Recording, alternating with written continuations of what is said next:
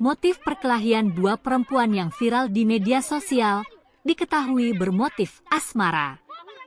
Hal itu diungkapkan Kapolsek Manggala, Kompol Syamsuardi saat ditemui di kantornya, Jumat 29 September 2023 sore. Syamsuardi menjelaskan, peristiwa perkelahian atau perundungan itu berlangsung Rabu 27 September 2023 sore. Lokasinya di Waduk Tunggu Pampang, Kelurahan Borong, Kecamatan Manggala, Makassar, Sulsel. Korban lanjut Syamsuardi berinisial SF, 16 tahun. Sementara pelaku berinisial HN.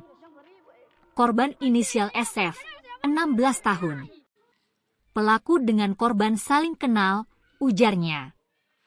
Kasus itu, kata dia, kini ditangani Unit Perlindungan Perempuan dan Anak, PPA Polrestabes Makassar. Penanganannya sekarang di PPA Polrestabes Makassar, tapi kita tetap lakukan pendalaman, bebernya. Dengan saksi dan di situ kami menemukan salah satu saksi atas nama Abdul Haris dan menurut keterangannya bahwa dia yang meneraikan pada saat terjadi perkelahian. Namun lelaki Haris ini tidak tahu siapa itu. Tapi setelah dia leraikan, kemudian dia langsung pulang. Namun belakangan kami tahu bahwa ternyata korbannya sudah melapor ke Polrestabes karena kasus ini melibatkan anak di bawah umur, di mana setelah kami tahu bahwa korbannya itu atas nama perempuan Fadila umur 16 tahun. Nah, kalau pelakunya sendiri teman sekolah atau teman tetangga rumah atau bagaimana kemudian? Kalau yang itu menurut keterangan dari TKP bahwa antara pelaku dengan korban kenal, namun dilatar belakangi oleh asmara, di mana pelaku merasa pacarnya diambil oleh korban. Kenapa begitu ini? Mak, kapan kejadiannya itu? Kalau kejadiannya itu tanggal 27 September 2020.